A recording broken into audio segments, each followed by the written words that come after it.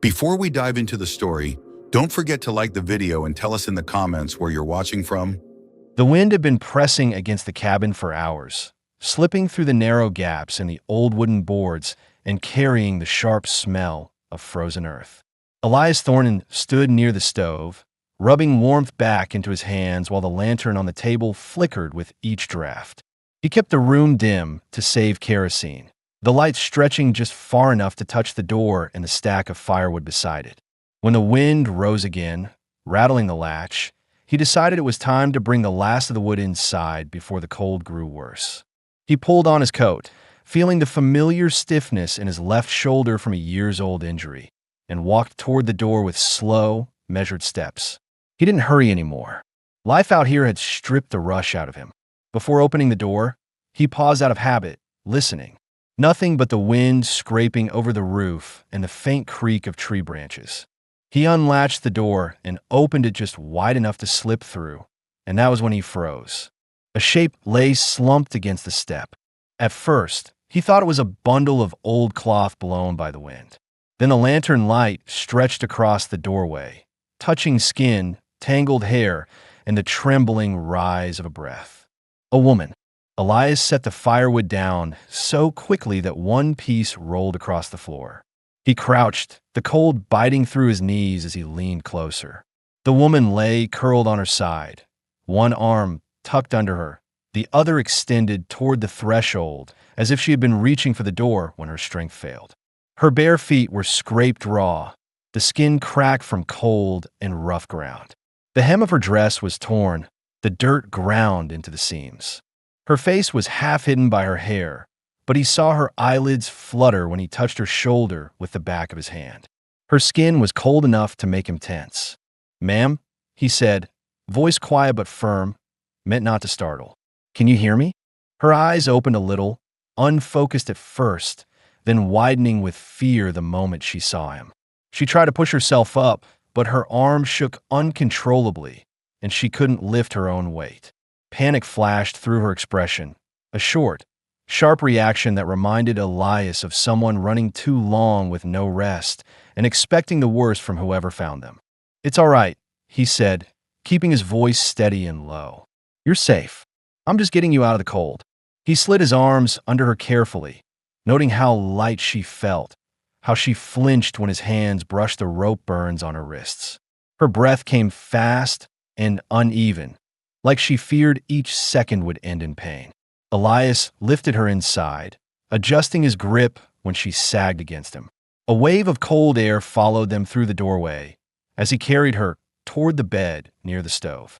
He lowered her slowly, making sure her head rested against the folded blanket. She watched him with wide, wary eyes, her chest rising quickly under the torn dress. She looked afraid to speak, afraid not to, afraid of what he might demand. Elias took a step back as soon as she was settled. He didn't want her feeling cornered. He reached for another blanket, shook off the dust, and draped it over her shoulders. She held the edges tightly, knuckles pale, as if the blanket itself might be taken from her. "What happened to you?" he asked softly, watching her reaction more than listening for details. Her lips parted, but she hesitated, swallowing hard. "Camp," she whispered. "Forced work? Men, hunting." Her voice broke off there, not from emotion, more like exhaustion cutting her words short. Elias nodded once, accepting what she could give. He didn't ask anything else. He didn't look at her injuries longer than necessary. He kept his focus on practical things, feeding the fire, warming the cabin, closing the door properly to lock out the cold. But inside, his thoughts moved fast and controlled. Forced labor, raiders, pursuit. This wasn't a small matter. Whoever chased her was likely close. His solitude had kept him safe for years, but now someone wounded and hunted lay in his bed. And he wasn't about to put her back out in the cold. He filled a cup with water warmed near the stove and placed it within her reach. She didn't take it immediately. Her eyes flicked from the cup to his face, waiting to see what came next. Elias recognized that look, the kind that came from too much mistreatment, too much expecting danger from every direction. "You don't owe me anything," he said, anticipating the fear behind her hesitation. "Just drink if you can." Her fingers trembled when she picked up the cup.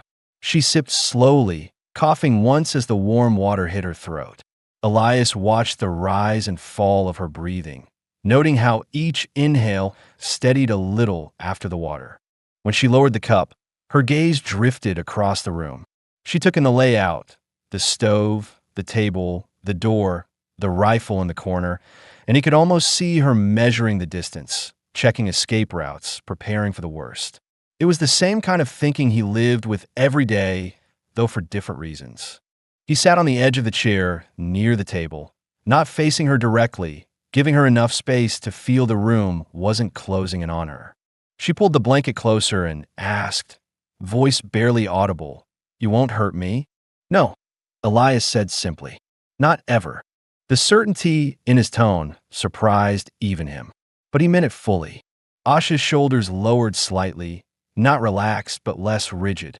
She shifted under the blanket, trying to ease the sharp sting in her scraped feet. Elias stood and fetched a small cloth, dipping it in warm water. "May I?" he asked, gesturing toward her feet. She hesitated again, then nodded once. He cleaned the worst of the dirt from her skin, careful not to touch more than he had to. She winced a few times but didn't pull back.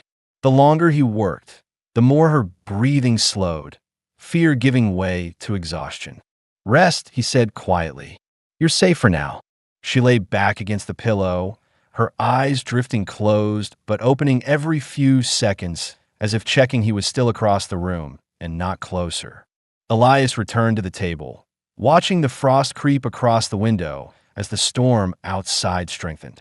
His heart beat a little harder than usual, not from fear of danger, but from the strange weight of responsibility settling in. He had lived alone for years, shutting the world out to avoid causing harm or bringing trouble back on himself.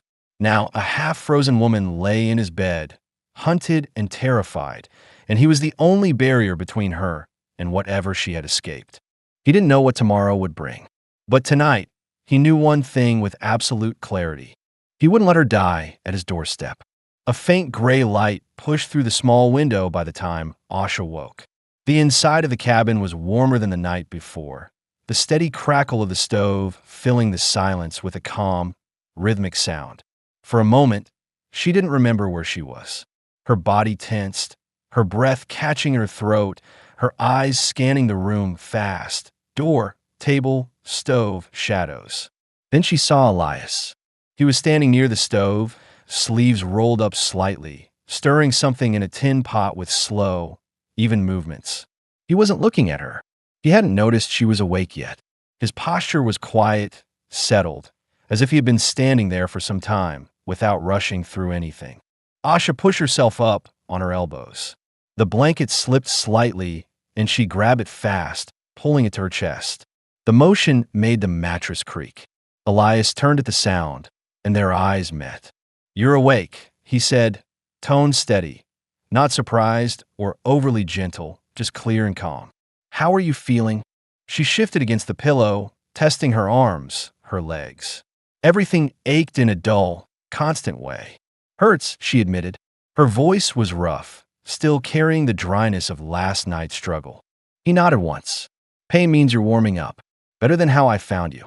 The memory of collapsing at his door flickered across her mind, sharp and disturbing. She tightened her grip on the blanket and looked down. Elias didn't step closer. Instead, he kept his distance, giving her room to breathe. "I've got food heating," he said. "Something light. You haven't eaten in a while." Asha watched him for a long moment. She didn't know his habits yet. She didn't know what he expected or what he might demand. But so far, he hadn't acted like the men from the camp. He hadn't grabbed her. He hadn't raised his voice. He hadn't spoken in ways that made her flinch. Still, she stayed cautious. "Where am I?" she asked, eyes drifting to the window. "Foot of the northern hills," he answered. "Cabin's mine. Nearest town's half a day east. This place stays quiet." She nodded slowly. Her breathing felt steadier now, the tightness in her chest loosening. She pulled the blanket over her shoulders and eased her legs toward the edge of the bed. Elias set the pot aside and turned toward her. "Take it slow," he said. "You stood yesterday, but your legs won't hold much yet." Asha paused, studying his face carefully. He wasn't lecturing her. He wasn't giving orders. It sounded more like a warning from someone who had seen too many people push themselves too fast. She swung her legs down anyway, testing the floor with her toes. The cold of the woods startled her. Her skin was still tender from the night before, but not as raw. Elias stepped backward, clearing her path toward the table. If you want to sit, the chair's there. I'll bring it over. She rose shakily. For a second, her knees buckled. Elias moved one step forward, ready to catch her, but didn't touch her unless she fell. She steadied herself against the bedpost, breathing through the pain. I'm fine, she said quickly. He didn't argue. He just nodded and kept a respectful distance as she walked slowly to the table. The chair scraped lightly across the floor when she sat, her breath hitching as the soreness in her ribs tightened. Elias ladled steaming broth into a tin cup and set it on the table in front of her. Too hot right now. Give a minute. She wrapped her hands around the cup anyway, letting the warmth seep into her fingers. She hadn't felt something warm in days. She watched the steam rise and then glanced at him again. You don't ask questions, she said quietly. Not unless I need to. What? Questions corner people, he replied, taking a seat across from her, but keeping his posture open, unthreatening. You've been cornered enough. His words struck her in a place she hadn't prepared for. Her throat tightened. She looked away quickly, focusing on the steam. She sipped the broth once it cooled enough. The heat settled into her stomach, easing the trembling that still lingered. Elias watched without staring, giving her the sense he was monitoring her strength, not her behavior. After several minutes of silence, she spoke again. You live alone. Better that way, he said. For you. For everyone. There was something in his tone, quiet, heavy, shaped by regret rather than pride. She didn't pry. She understood the kind of silence someone used to protect a wound that hadn't healed. She finished the broth and set the cup down gently. Thank you. Elias lifted a shoulder in a small shrug. Anyone would have done the same. Asha looked at him directly at that, eyes sharp despite her exhaustion. No, not anyone. He didn't answer. His jaw tightened slightly, as if he didn't know where to put the weight of her honesty. A gust of wind pushed against the cabin, rattling the shutters. Asha flinched, muscles tightening. Elias noticed instantly. Just the wind, he said. Nothing else out there. She nodded, trying to steady her breathing. You're safe for now, he added quietly. The words simple but firm. Not a promise he couldn't keep, just the truth of this moment. And something about the way he said it eased a small piece of the fear she had been carrying since the day she was taken. She leaned back slightly, the blanket slipping lower on her shoulders, and for the first time since arriving, she allowed herself to inhale deeply without expecting to be struck or shouted at. Elias stood, adjusting the stove. If you want to rest more, the bed's yours. I'll stay by the door for a while. Why? She asked. He looked at her with a steady, matter-of-fact expression. Because last night, you nearly froze. And because you're not alone here. Asha lowered her gaze again, not used to safety being stated so plainly. She didn't return to the bed, but she stayed at the table, watching him work, beginning, slowly, to believe that she might survive the next day. The fear was still there. The uncertainty never left her chest. But there was a small, unexpected shift inside her. For the first time in a long time, she wasn't running. And Elias, though he didn't show much on his face, felt a shift too, an awareness that his quiet life had changed the moment he opened the door last night. A feeling he didn't fight, even if he didn't yet know what it meant. The morning passed quietly, the kind of quiet that carried tension beneath it. Thin sunlight pushed across the frost outside, turning the ground pale where the shadows of the trees didn't touch. Asha rested near the stove, wrapped in the blanket, her legs stretched out carefully. Elias moved in and out of the cabin, tending to chores with a focus that seemed sharper today than yesterday. He didn't explain where he went each time he stepped outside, but Asha watched how he paused before opening the door, listening, measuring the silence, weighing the wind. He wasn't a careless man. Every movement was deliberate, controlled, as if he had lived too long expecting danger. Eventually, curiosity and unease pushed at her. "What are you looking for out there?" she asked when he returned from his third trip. Elias brushed frost from his coat sleeve before answering. "Tracks," he said simply. "Snow's thin enough to show them." Asha's fingers tightened around the blanket. "What kind?" "Boots." "Horses." Her throat tensed. "How many?" "3 riders," he said, lowering himself onto the chair near the table. His face stayed calm, but not relaxed, more like someone who had seen this pattern before. "Passed along the stream. Recent. Within an hour, maybe less." Asha looked toward the door instinctively, as if expecting figures to appear at any second. "They look for me," she whispered. "Could be," Elias said. He wasn't dismissing her fear, but he wasn't panicking either. "They're circling, not tracking straight. Means they don't know exactly where you went. Just searching the woods." Her shoulders tightened. The memory of running through darkness, branches tearing at her dress, men shouting behind her. Those sounds lived close to the surface. She pulled the blanket tighter, her breath steady but shallow. Elias noticed. He leaned forward slightly, elbows on his knees, tone low and steady. "They don't know about this cabin," he said. "It's hidden from the trail. Smoke pulls east. Door faces away from the ridge. Hard to find unless you're standing right in front of it." "You're sure?" she asked. "No one's crossed the yard," he replied. "Snow's untouched except my boots." Asha nodded, but didn't fully relax. Fear had shaped her for too long. She didn't trust silence. She didn't trust stillness. Silence meant men were watching. Stillness meant danger approaching. Elias stood again, checking the rifle leaning in the corner. He didn't load it aggressively, didn't act like a man spoiling for a fight. He checked it like someone who hoped not to use it, but knew he might have to. Men who run camps, he said quietly, don't care who they hurt. They'll search until they're tired or until snow makes the ground too hard to read. She swallowed. They dragged runaways back, punished them in front of the others. Elias's jaw clenched, a small reaction, but sharp enough for her to notice. It wasn't fear, it was anger. Controlled, contained, but real. "I'm not handing you back," he said. His voice didn't rise. It didn't need to.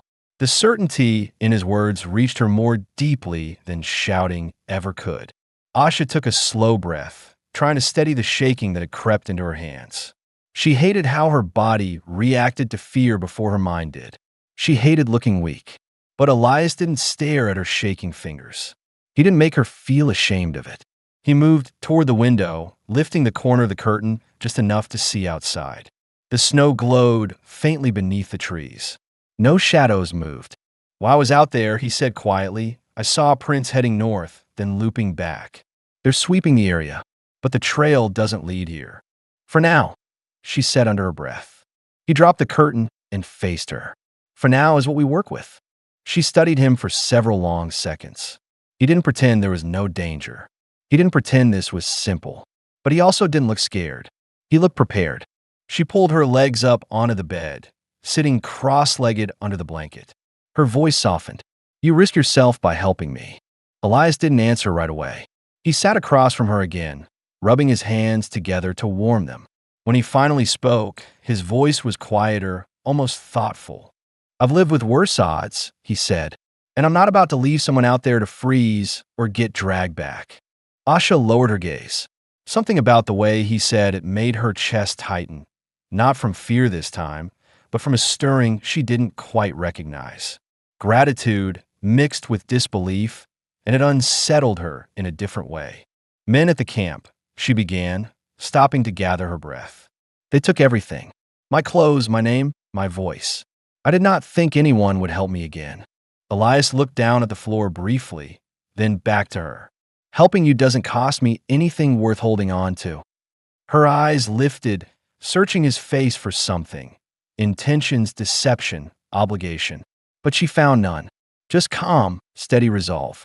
Outside, a gust of wind swept across the cabin, shaking loose snow from the pines. Asha flinched again. Elias's attention shifted immediately, his posture tightening. "That one was just wind," he said, looking toward the door. "But I'll keep checking the stream.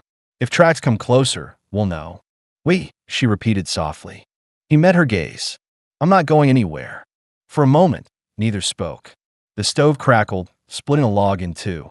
The faint warmth moved across the floorboards.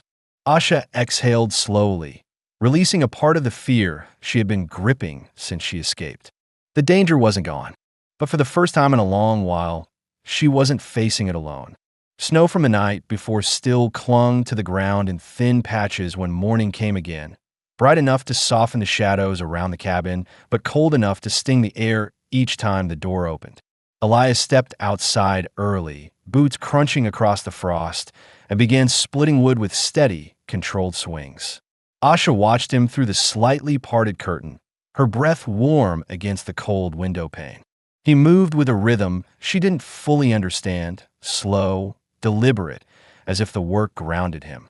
The axe rose and fell with enough force to split the log cleanly, but he adjusted each strike when she flinched at the first loud crack. After that, his movements softened, still efficient but quieter. She noticed it immediately. He was paying attention, even while pretending not to. After a while, she gathered the blanket around her shoulders and stepped to the doorway. The cold hit her quickly, sharp against her feet, but she stayed. Elias paused mid-swing, catching her in the corner of his vision. "You shouldn't stand barefoot out here," he said, lowering the axe. She lifted the blanket slightly, revealing that she wasn't barefoot. He had left a pair of wool socks near the bed, and she had slipped them on. They were too big for her, the heels sagging but warm. Elias nodded once, approving. Her gaze drifted to the stacked wood. "You do all this alone?" "Most days," he answered, setting another log upright. Asha hesitated before stepping fully outside. The earth felt different beneath her now. Not hostile, not frantic. Her legs were still weak, but the air felt cleaner than anything she had breathed in weeks. The woodpile wobbled slightly as Elias added more. A small piece rolled down and landed near her feet. She bent down, picked it up, and handed it to him. Their fingers touched briefly, just a brush of skin, but it startled her enough that she pulled back too fast. Elias didn't react with surprise or offense. He simply accepted the wood and set it aside. "Careful," he said. "The ground's slick." She nodded, embarrassed by her own reflexes. He carried the chopped wood toward the cabin. Asha stepped aside to give him room, her shoulder brushing the doorframe. When he passed her, she noticed how he angled his body slightly, enough to give her space, not enough to make her feel he was avoiding her. Inside, he arranged the wood near the stove. Asha stood a few steps away, unsure whether to sit or stay near the door. She felt torn between needing rest and wanting to prove she wasn't helpless. Elias didn't tell her where to stand. He didn't tell her to sit. He let her choose. When her legs began to tremble again, she moved toward the bed and lowered herself onto it slowly. Elias set a bowl of warm water on the table and nodded toward it. "For your feet," he said. "Water's clean, not too hot." Asha dipped her fingers in first to test it. The warmth surprised her, spreading through her skin.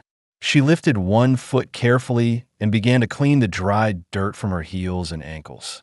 Elias turned away, pretending to adjust tools on a shelf to give her privacy, but she could feel his awareness of the room, listening without watching.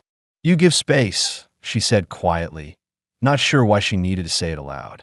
"You've been through enough," he replied, still facing the wall. "Many men don't think like that." "I'm not many men." Asha watched his shoulders rise with a slow breath, the weight of unspoken things resting heavily there. She wanted to ask, but she also sensed that whatever lived in his past was something he didn't unpack easily. After cleaning her feet, she dried them with a cloth he left out. He still wasn't looking at her. It wasn't avoidance. It was respect. She recognized the difference now. "You lived with others before?" she asked quietly. "Not for a while," he said, closing the toolbox. "Used to ride with a scouting group. Long time back." "What happened?" He paused. Not long, but enough to tell her he was choosing which truth to share. "Things went wrong," he said. "Men died. Some because of decisions I made. Some because of decisions I didn't." Asha studied him. His voice didn't shake, but she heard the heaviness in it, the kind that doesn't fade even with time. She decided not to press further, sensing the line between curiosity and intrusion. Elias moved toward the stove again, checking the fire. He added another log, careful not to let the flames flare too high. When he stood, he noticed Asha watching him with an expression he couldn't quite place. Cautious, but different from before. "You need anything?" he asked. She shook her head. "Your cabin is warm. That is enough." He gave a single nod, accepting the thanks without dismissing it. Later, when he set a plate of warmed beans and cornbread on the table, Asha walked slowly over and sat across from him. Their meal passed quietly. She ate with small movements, still unsure how much she was allowed to take, while he kept his eyes on his plate or the stove. The silence between them wasn't heavy anymore. It wasn't tense. It felt like two people who didn't yet know how to speak comfortably, but didn't feel the need to fill every moment with words. After eating, she leaned back slightly, resting her hands in her lap. Elias cleared the dishes, setting them near the wash basin. "You're stronger today," he said. "A little," she admitted. "You'll gain more." Asha looked at him directly. "You say that like you believe it." "I do." Her breath caught, not in fear, but in quiet surprise. She had forgotten what it felt like for someone to see strength in her, not weakness or usefulness. The wind outside pressed against the shutters again, but the cabin held steady. For the first time since she arrived, Asha allowed her shoulders to relax. Elias noticed, but didn't point it out. He simply stood near the stove, warming his hands, letting the moment settle. Trust didn't arrive in full. It came in small steps, soft ones, barely noticeable, yet real enough to change the air between them. Tomorrow would bring new worries, new decisions, maybe danger. But tonight, in this quiet, fire-lit cabin, trust began to take shape in the space between them. Dusk settled slowly, turning the window into a dull sheet of gray. Asha sat near the stove with her knees pulled close beneath the blanket, watching Elias move through his evening routine. He sharpened one of his smaller knives, dragging the blade across the stone with slow, steady strokes. The sound was soft but constant, grounding in its rhythm. Asha didn't flinch at it this time. Instead, she found herself listening to it the way someone listens to rain, steady, predictable, safe. The cabin carried a calm she hadn't felt in months. But underneath that calm was an edge she couldn't ignore.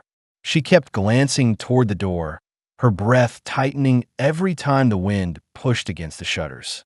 Elias noticed her looking. He didn't comment. He simply checked the latch again before returning to his chair, as if it was already part of his plan.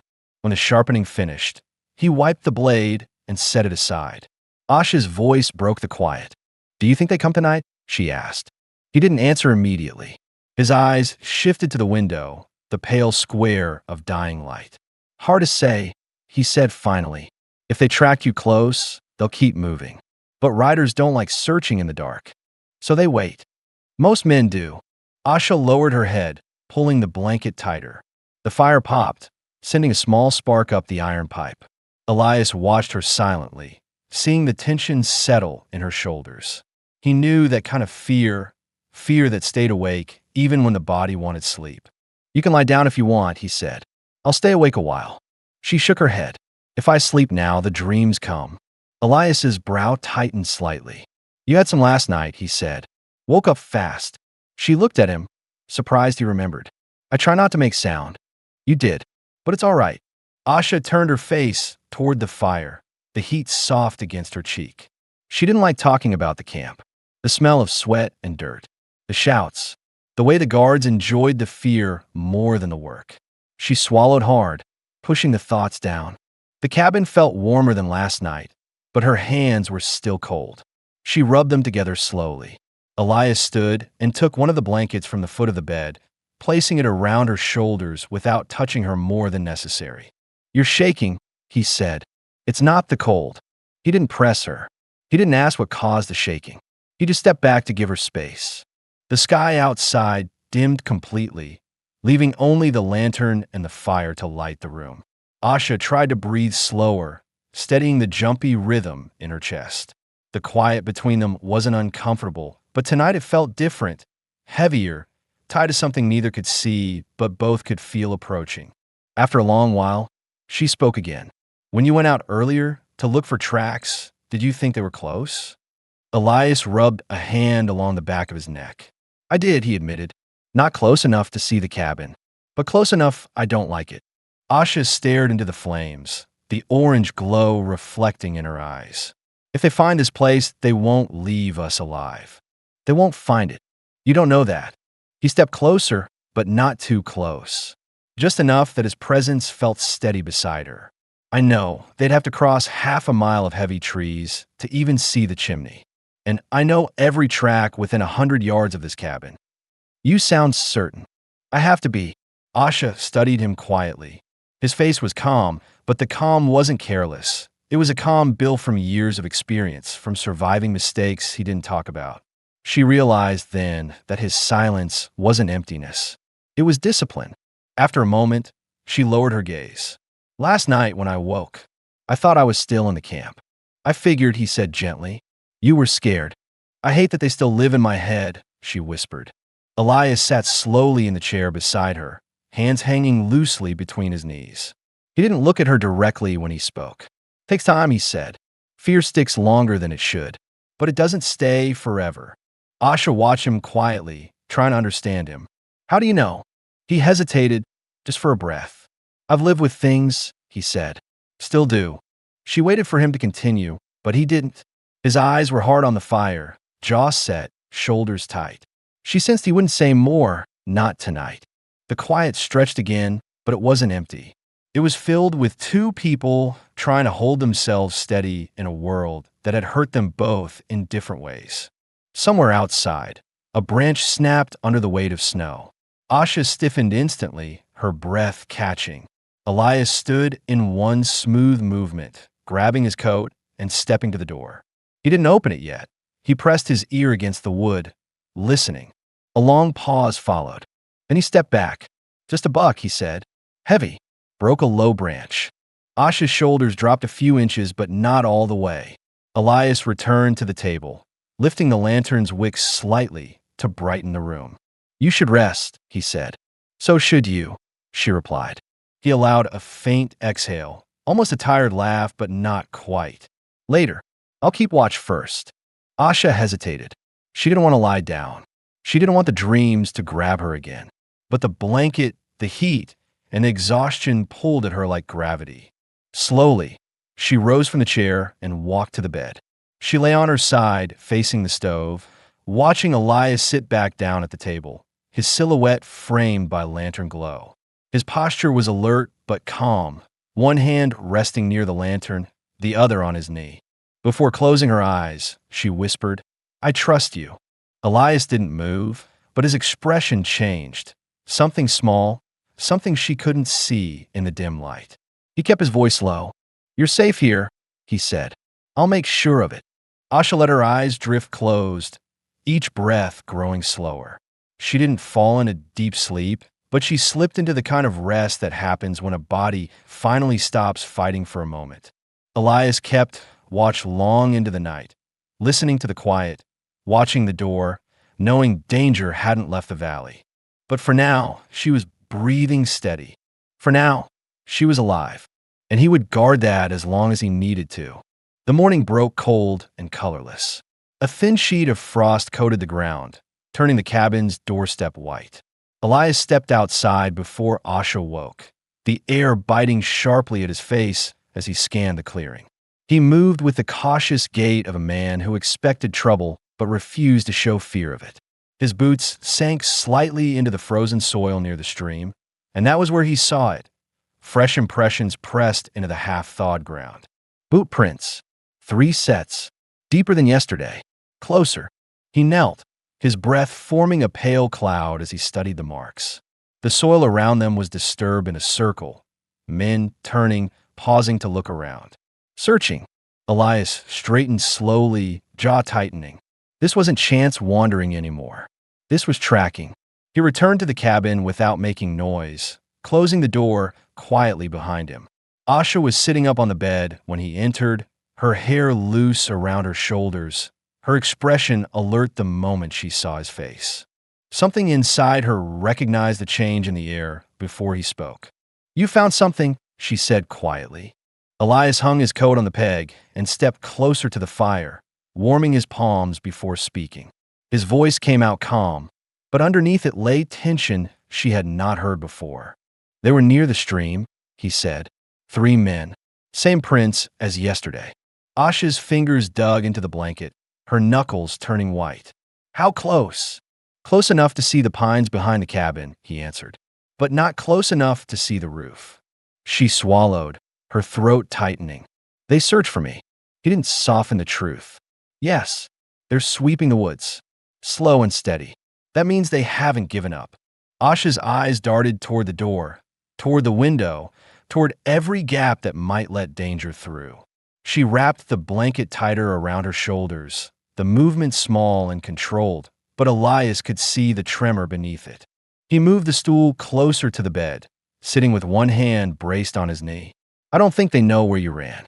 They're guessing. That's why they looped. She stared at him, her voice strained. If they find this cabin, they won't, he said, cutting her panic before it grew. But we won't take chances. He reached for the rifle leaning in the corner, checking the chamber with smooth, practiced motions. Asha flinched, not at the weapon itself, but at the ease with which he handled it. He noticed and slowed his movements, resting the rifle against his knee rather than shouldering it. I won't fire unless I need to, he said. You have used guns before, she whispered. Too many times. Asha looked at him fully now. There was no bravado in his tone, no pride. This was a man shaped by violence he didn't speak of. She realized, then, that Elias was not simply living out here because he preferred solitude. He was hiding from the weight of something he carried. He stood and crossed to the window, lifting the curtain enough to look outside. The woods were still. Snow drifted softly from the branches, falling in quiet patches. He lowered the curtain and turned back to her. We'll need to reinforce the place, he said. If riders pass again, I want everything tight. Asha rose slowly from the bed, her legs still weak but more steady than before. What can I do? Help me pack snow against the walls, he said. It insulates. Covers tracks too. She nodded. I can do that. Elias opened the door and stepped outside with her, guiding her carefully over the frosted ground. The cold hit sharp, stinging her cheeks, but she kept pace, determined not to be a burden. They worked quietly, Asha pushing snow against the base of the cabin wall with her hands while Elias used a shovel to pack it tighter. He paused more than once to check on her, noticing how she fought through the tremble in her arms, how she refused to stop even when her breath came out fast and uneven. You can rest, he said gently. I don't want to rest, she replied, her voice steady despite her shaking. If I sit still, I think too much. Elias understood. He had lived through years when work was the only thing that kept memories from clawing their way back into the present. They circled the cabin, packing snow where the walls met the earth, covering signs of movement. When they reached the stream, Asha stopped, staring at the prints Elias had mentioned. She crouched slowly, tracing the boot marks with the edge of her fingertips. Her breath hitched. These belong to the camp guards. You sure? Elias asked quietly. I know the tread, she said. They wore them to make their steps louder. To intimidate. Elias's jaw tightened. A flicker of anger crossed his face. Real, controlled, aimed at the men who had hunted her. Let's finish, he said, before wind wipes them. They returned to the cabin. Inside, Asha sank onto the bed, her shoulders falling as exhaustion crept back in. Elias set his rifle beside the door, then crouched to stack more wood by the stove. You are risking everything, Asha said suddenly, her voice breaking the quiet. He turned his head slightly. Maybe. Why? She pressed, gripping the blanket. Elias looked at her for a long moment, his expression steady but weighted. Because you didn't deserve what was done to you, he said. Because no one should face men like that alone. And because I've walked away from too many people before. I won't do it again. The honesty in his words hit her harder than she expected. Her throat tightened, emotion pushing fast behind her ribs. She lowered her eyes before he could see too much. Elias stood, wiping his hands on his trousers. We'll stay alert, he said. If they come closer, we make a plan. We, she echoed softly. He nodded once, firmly. We. Asha breathed out slowly, letting the words settle inside her. The fear didn't vanish, but something steadier rose to meet it. Trust, small but real. Outside, the wind shifted, bending the branches against the cabin roof. Inside, they prepared for whatever came next. Together. The next morning rose with a dull silver light, the kind that made the trees look closer than they were. Snow dusted the branches in thin layers, and the cold held steady around the cabin like a wall. Elias woke first, as he always did, listening before he moved. The land was quiet, no hooves on frozen soil, no snapping twigs under heavy boots. Only wind slipping through the pines. Asha stirred a few minutes later. She pushed herself up slowly, the blanket sliding down her waist. Her legs felt stiff from yesterday's work, but she didn't complain. She watched Elias pull on his coat and step outside for a moment. When he came back, she searched his face for any sign of worry. "Nothing new," he said. "Tracks from yesterday are already frozen over." She nodded, though the tension in her shoulders didn't loosen. She kept expecting danger to appear the moment she let her guard down. The fear had become habit, a reflex she hadn't learned how to break. Elias started a small breakfast, boiled oats, a bit of dried fruit, moving with the quiet precision she now recognized as his way of staying centered. He stirred the pot with a slow circular motion, steam drifting up toward the dim morning light. Asha walked toward the table, gripping its edge for balance. "I can help," she said. "You already are," Elias replied, without turning from the stove. "Eating helps. Healing helps." She blinked once, surprised by how practical and gentle that sounded coming from a man who barely spoke unless needed. She took a seat, pulling the blanket tighter around her. When he set the bowl in front of her, she hesitated only a moment before taking a bite. Warm food spread through her body in a steady wave, easing some of the tightness in her chest.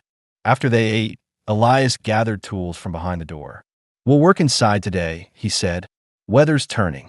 I want the cabin tighter. What do you need me to do?" He set a small pile of cloth strips, herbs, and thread on the table. "Mend anything you can. Blankets, shirts, whatever's worn. The rest we'll use for draft gaps." Asha nodded. "I can do that." She took the cloth carefully, her hands moving with the skill of someone who had once worked with quiet purpose, long before captivity changed the shape of her days. She threaded a needle with slow precision, her fingers steadying with each stitch. Elias watched briefly, noticing the careful way she folded edges before sewing. "You're good at that," he said. She didn't look up. "I used to mend clothes for my family. My mother taught me." He didn't respond, but something in his expression softened before he returned to his work. He used a small hammer to secure loose boards, checked the window frames, stuffed cloth into the tiny cracks the wind squeezed through. Each time a hammer tap sounded, Asha paused, waiting to see if she would flinch. But she didn't, not as much as the day before. Hours passed in quiet effort. The cabin warmed, not just from the fire but from their shared purpose. The sound of routine, the scrape of needle through cloth, the light thud of Elias's hammer, the shifting of firewood, built a steady rhythm that made the space feel lived in rather than hidden in. At midday, Elias stepped outside to check the clearing. Asha watched through the small window slit. He scanned the tree lean with the caution of someone who trusted silence only after confirming it. When he finally came back inside, snow clung to his hat. "How far did you walk?" she asked. "Just enough to see you were alone." Asha exhaled slowly. She hadn't realized she'd been holding her breath. Elias removed his gloves and sat across from her. "Fear doesn't fade quick," he said quietly. "Takes work. Time." Asha laid the mended blanket flat on the table. "Does it ever go?" she asked. Elias didn't answer right away. He leaned back, arms resting loosely on the chair. "Some fear stays," he said, "but it stops running your life once you have something steadier to hold to." She looked at him carefully, unsure whether he was speaking to her or about himself. "Maybe both." "What did you hold to?" she asked. He shifted his gaze to the stove. "Work, land, quiet." Then, after a pause, "Not much else." Asha lowered her eyes. "You were alone a long time." Yes, he said simply. She touched the edge of the blanket she had sewn, tracing the straight line of stitches. I don't want to be alone anymore, she said quietly, surprising herself with the honesty. Elias's gaze returned to her. Not sharply, not with pity, just steady. You're not, he said. The cabin grew still for a moment, warmed by something that wasn't only fire. They spent the rest of the afternoon sorting supplies, food, kerosene, spare clothes, tools, planning how long they could stay hidden if the riders came closer. It wasn't a conversation of fear, but of preparation. Asha asked questions. Elias answered with calm clarity. They worked like two people who were learning the shape of each other's strengths. Later, as evening approached, Asha stood outside for a moment, watching the sky dim to pale blue. The cold bit her cheeks, but she didn't move. Elias stepped beside her without speaking. The wind brushed past them, carrying the faint scent of pine. Asha looked toward the tree lean, then toward Elias. I'm not as afraid when you stand near, she said. He didn't smile, but something warm flickered behind his eyes. That's what being here means, he replied. She nodded, a small, slow movement. Inside, the cabin glowed with firelight. Outside, the world was wide and dangerous. But for the first time since she fled the camp, Asha felt something she hadn't allowed herself in a long time. Safety, not complete, not certain, but real enough to ease the trembling she once couldn't hide. And Elias, though he didn't say it aloud, felt something shift too, a quiet acceptance that he no longer lived through days alone. They returned inside together, closing the door against the cold, carrying the first traces of steady trust into the night. The temperature dropped sharply during the night, leaving a hard crust of frost on the windows by dawn. Elias felt the change before he opened his eyes. The air inside the cabin held a different weight, still, heavy, almost expectant. He sat up slowly, listening. Asha was still asleep, curled beneath the blankets, her breathing steady but faintly strained, as if her mind never fully released the tension of the past days. Elias pulled on his coat and boots without making noise, each movement practiced from years of rising before first light. When he opened the door, a burst of cold hit him square in the chest. He stepped outside and stopped immediately. Something was wrong. The clearing was quiet, but not the same quiet from yesterday. This was the kind that made the hair on his arms stand up, the kind that meant something had changed in the land before he woke. He walked toward the tree lean with slow, controlled steps, careful not to leave more prints than necessary. When he reached the stream, he crouched. The thin layer of ice had been disturbed, cracked unevenly at the edges. And along the bank, boot marks. Fresh, very fresh. Elias exhaled through his nose, calm but tight. The prints weren't wandering this time.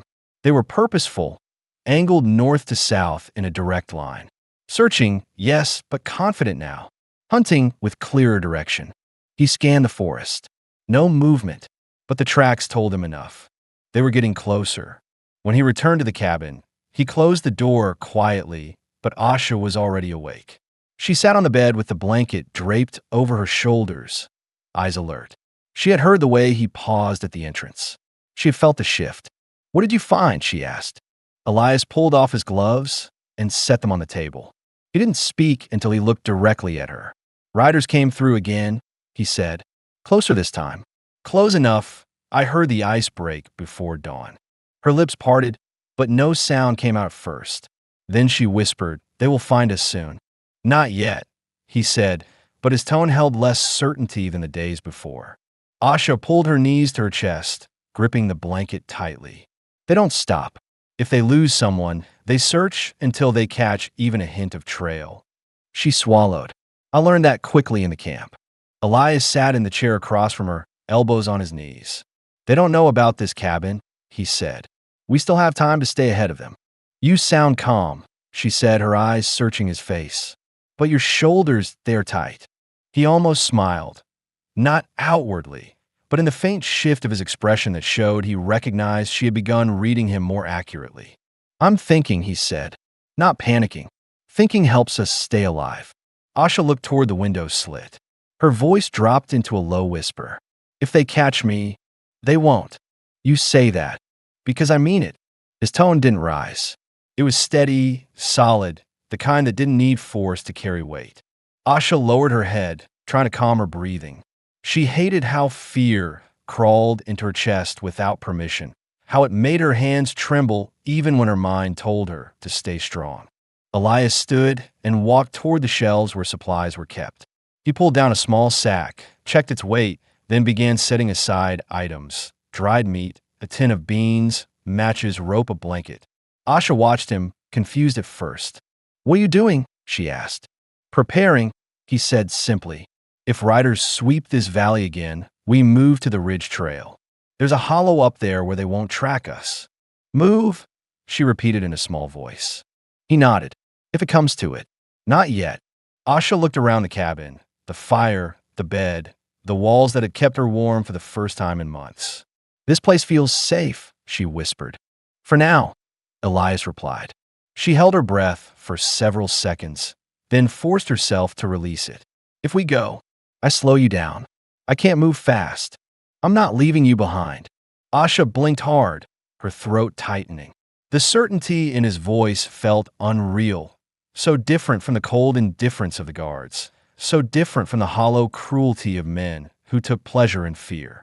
"You could survive on your own," she whispered, "but you choose not to." He paused with the rope in his hands. "I've lived alone a long time," he said. "Too long, maybe. Doesn't mean I walk away when someone needs me." Asha lowered her gaze, overwhelmed by the mixture of gratitude and disbelief twisting inside her. Elias knelt by the stove to stir the coals, adding wood with care. When he rose again, he looked at her with a firmness that carried no harshness, only truth. "When fear comes back," he said, "it tries to tell you you're alone. But you're not. Not here." Asha felt something inside her shift. Not a disappearance of fear, but a small, steady anchor against it. She drew the blanket closer around her shoulders, steadying her breath. "What do we do today?" she asked, voice softer but steadier. "We keep the routine," Elias said. "Routine keeps the mind strong. And if the riders return, then we follow the plan." Asha nodded slowly, as if accepting a decision she didn't want to make but knew she must. Elias stepped to the door, checking the latch again, then looked over his shoulder at her. "We're not done yet," he said. "Not beaten, not caught. We still move.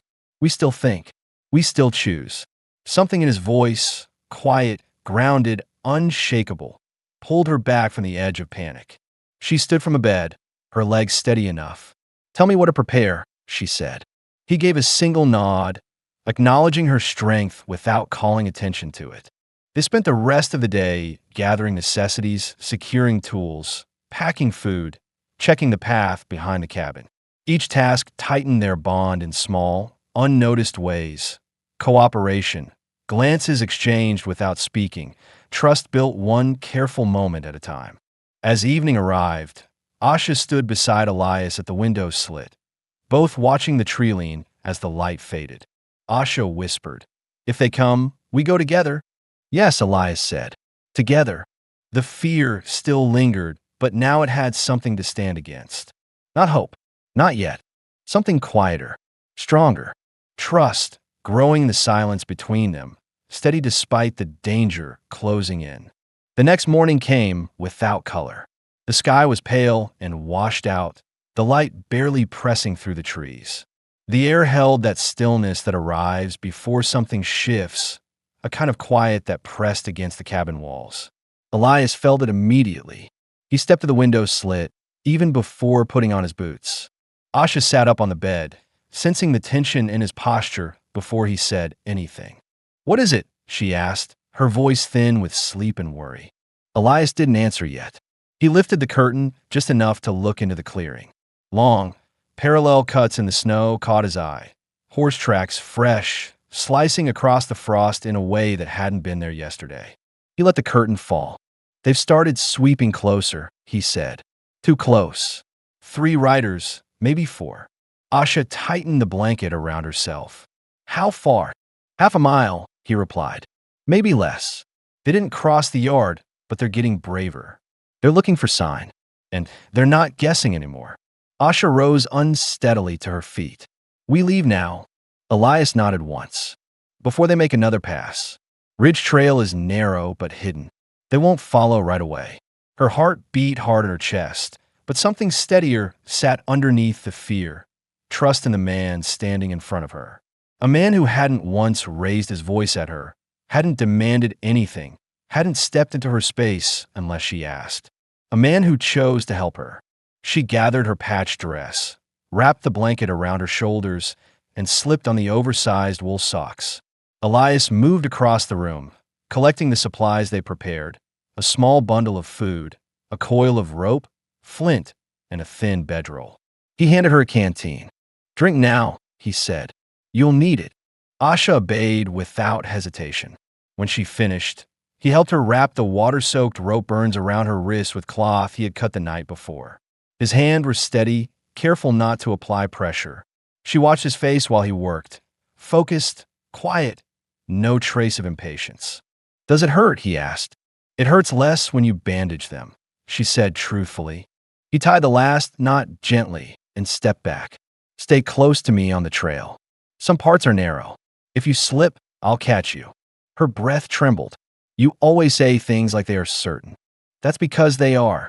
He opened the cabin door then, scanning the clearing before motioning for her to follow. She stepped outside, the cold hitting her immediately, stinging her cheeks and forehead. Elias pulled his coat tighter and adjusted the strap on his rifle. "Ready?" he asked. Asha nodded. They moved toward the tree-line, walking in single file. Elias led, stepping deliberately to leave the faintest trace behind. Asha walked just behind him, placing her feet in his prints to avoid leaving her own. The wind brushed snow from branches above them, scattering flakes across their shoulders. The ridge rose in a slow incline. Elias helped her over fallen logs, guided her around slick patches of frost, steadying her once when her foot slipped on a hidden rock. She gripped his forearm, breath sharp, and he held her until her balance returned. "You're all right," he murmured. She nodded, holding on to the moment longer than necessary before releasing him. They climbed higher. The valley stretched out below them, wide and pale. Through the branches, Asha saw the faint movement of riders far behind, dark shapes crossing the distant snow. Her heart lurched. "They're there," she whispered. Elias followed her gaze and exhaled sharply through his nose. "Saw them. They're still far. They won't come up this side yet." "You sound sure." "I don't say things I don't believe."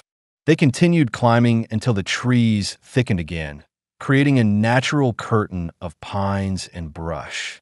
After another 20 minutes, Elias stopped at a narrow opening between two boulders. "This way," he said. "Almost there."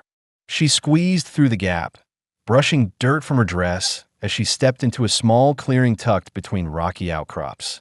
The space was sheltered, invisible from below, and shielded from wind. A natural hollow lay under an overhang, dry and wide enough to rest in. Asha looked around slowly, taking in the safety of the place. "How did you find this?" "Years back," he said, dropping the bundle of supplies. "Used it during a storm. Knew it'd be useful again someday." She sank onto a patch of soft earth, pulling the blanket around herself. Elias stood near the edge of the clearing, scanning the woods again, listening for anything out of place. Only when he was sure they were alone did he remove his gloves and sit beside her, close but not touching. "We'll stay here until the tracks fade," he said, "then decide our next move." Asha's shoulders loosened, the first sign of relief she had shown in hours. "You always think ahead," she said quietly. "Sometimes too much," he replied. She looked at him, her eyes steady. "If you had been alone, you wouldn't have had to run." He turned his head slightly. "I'm not alone now." Her breath caught, a small, warm swirl in the cold air. She studied his profile, the tense jaw, the tired eyes, the faint scar near his temple she hadn't noticed before. He had carried his own ghosts up this ridge. "Elias," she said, her voice soft, almost fragile. "I wouldn't have survived without you." His eyes stayed on the tree-line, but his voice softened. "You survived because you kept going. You made it to my door. That was you." She shook her head. "But you opened it." A long silence followed, but it wasn't uncomfortable. It was something else, full, shifting, careful. Finally, Elias turned to her. You're safe here, he said. No one's taking you back. Asha reached out slowly, not a desperate gesture, not out of fear, but out of choice, and placed her hand on top of his. He didn't pull away. His hand didn't tighten, but it stayed still under hers, warm and steady. For the first time since she had collapsed at his cabin, she felt something other than terror or exhaustion. Belonging, not fully formed, not spoken aloud, but real enough to hold on to. Elias let out a slow breath and looked at her hand on his. Then he looked at her. We'll get through this, he said quietly. Together.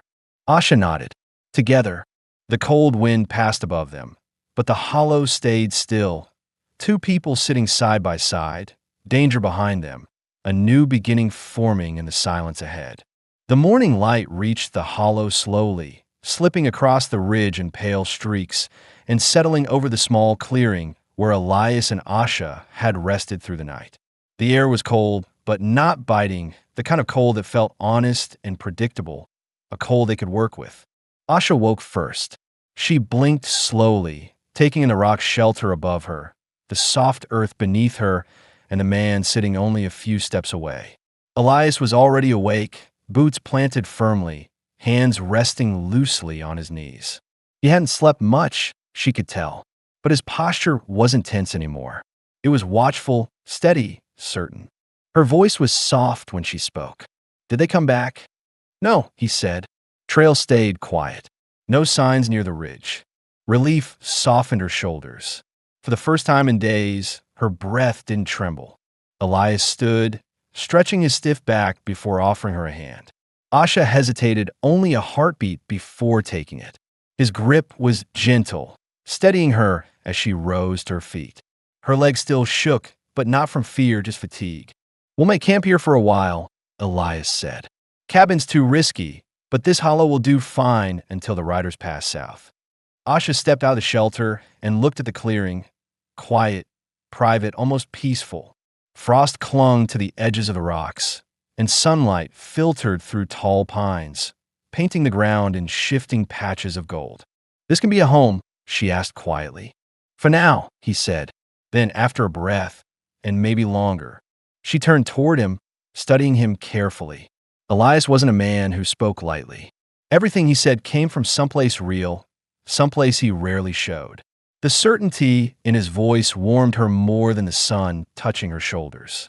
Elias began preparing the area, clearing debris, checking angles of wind, studying the lay of the land the way a man evaluates shelter and safety with instincts sharpened by years. Asha watched him work, then joined him without needing to be asked. Together, they cleared a space for a small fire pit, gathering fallen branches and stones. As they worked, their movements began to sync, the quiet rhythm of two people who had learned each other's pace without speaking about it. When the fire finally crackled to life, warming the hollow, Asha sat beside Elias on a smooth rock. Her eyes drifted across the valley below, with a faint line of smoke from the distant town blended into the sky. What will you do when they stop searching? She asked. Elias didn't take his eyes off the flames. I'll stay here a while, build something sturdier. Enough room for two people. Her heart beat harder. Two. He turned toward her, the fire reflecting softly in his eyes. If you want that, he said. She swallowed, emotions tight in her throat, but gentle this time, not painful. I do, she whispered. Elias shifted slightly closer, not touching her, but close enough that the cold no longer settled between them.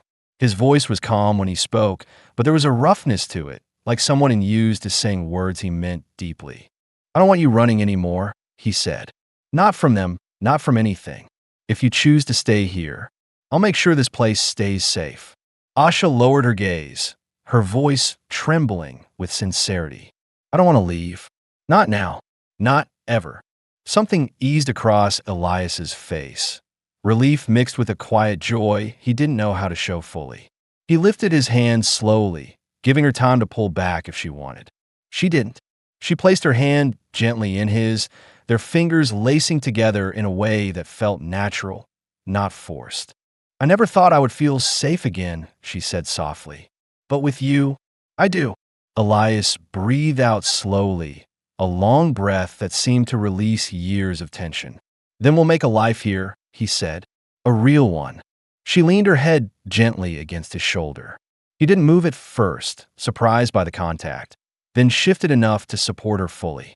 The warmth of her closeness settled into him with a comfort he hadn't felt in years, maybe ever. They sat like that for a long time, watching smoke rise from their small fire, watching sunlight move across the ridge. The danger that had chased Asha across miles of forest no longer controlled the shape of her days. The loneliness that had kept Elias silently drifting through his own life had finally broken. When the sun climbed higher, Elias said quietly, "We'll build a shelter here. Something strong. Something that lasts. And I will help," Asha said. Their hands stayed entwined as they looked across the rugged land that would now belong to them, chosen not out of desperation, but out of hope. By late afternoon, they started marking the edges of their new home. Elias placed stakes in the ground. Asha tied cloth markers to branches. Every movement felt like the beginning of something, steady, simple, shared. As evening settled, Asha glanced at the cabin far below, barely visible through the trees. "I thought I died when I reached your doorstep," she whispered. Elias looked at her, his voice low and certain. "You lived because you fought, but you stayed alive because you trusted me. I won't fail you." Asha stepped closer, her eyes warm. "And I won't leave." The last light of day faded over the ridge, leaving them wrapped in quiet fire glow and the certainty of their choice. Two strangers no longer. Two wandering souls no longer. Two survivors who found in each other something worth staying for. They did not run anymore. This was home. This was theirs.